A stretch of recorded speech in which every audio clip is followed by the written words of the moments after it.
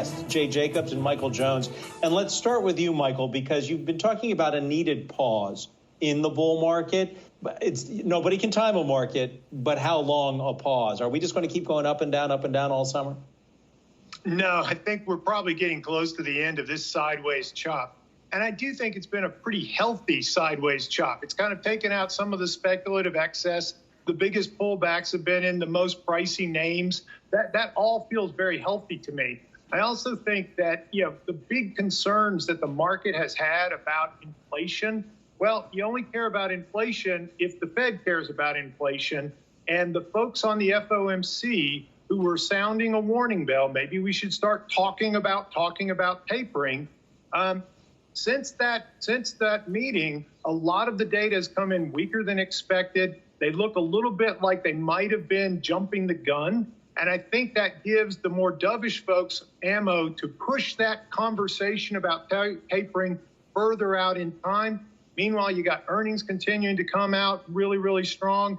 So if you push the taper talk out, there's no reason for the market to get back on the rally train. Michael, what about crypto? We have Bitcoin off another 10% today. It certainly has been quite a volatile week looking at many of those cryptocurrencies. What does this mean, though, for the broader market? Is this a potential risk that you're keeping a close eye on? I actually think that the crypto volatility and the big pullback that we've seen, again, think about what the things that the FOMC, what they were worried about was they were worried about some of the inflationary pressures, but they're also worried about speculative excess in some parts of the market. And clearly crypto was one of the things that they were worried about. This big pullback, I think, is reassuring to Fed policymakers that they can keep the printing press going a little bit longer. I also think we need to recognize that the deal with cryptocurrencies has always been how long will governments allow crypto to kind of invade their turf and get into their monopoly that they've had for thousands of years on currency creation? And I think what you've seen from both China, but I don't think there's been enough focus on what the IRS released this week, where they essentially said crypto is going to be kind of de facto evidence that you could be a tax evader and you're more likely to be audited if you are using cryptocurrency.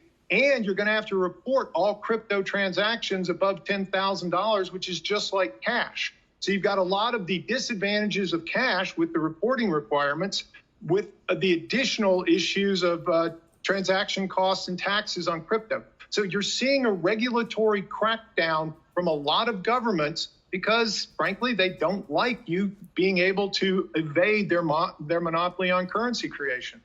Michael, I wanted to follow up with you on something that's very easy for old-fashioned investors to understand: demand and airlines. And you've talked about in your notes that we could see the airlines explode essentially as the summer demand picks up. But yet we got from Southwest earlier this week that while demand is going in the right direction, not quite as strong as they thought. They were expecting capacity to be 90% in 2019, but it's actually going to be around 87%. So it's not happening as fast as perhaps people like you expect. Is that a reason for an investor to say maybe I should hold off?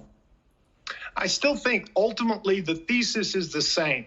What you've had, the airlines have had an opportunity because of the pandemic. They could make a real cost rationalization across their entire cost structure. And as they're bringing capacity back online, they're bringing back online that capacity very carefully and measuring it relative to the demand that they're seeing. I still think you've got an industry that's extremely fixed cost intensive. And so any efficiencies they get have a huge leverage into the bottom line. And I think the explosion in demand is inevitable. It's just a matter, is it summer? Is it fall? Do we have to wait till next spring? I still don't think it's priced into these stocks, and I still think the upside is very, very strong.